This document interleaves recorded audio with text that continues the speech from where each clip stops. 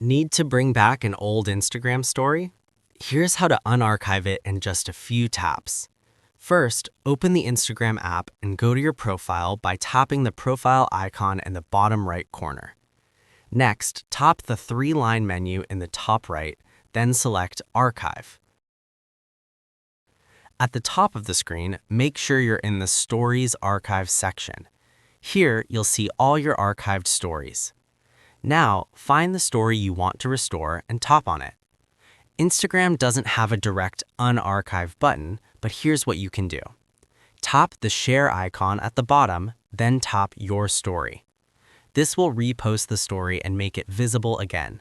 You can also add it to highlights if you want to keep it on your profile. And that's it. You successfully brought back your archived Instagram story.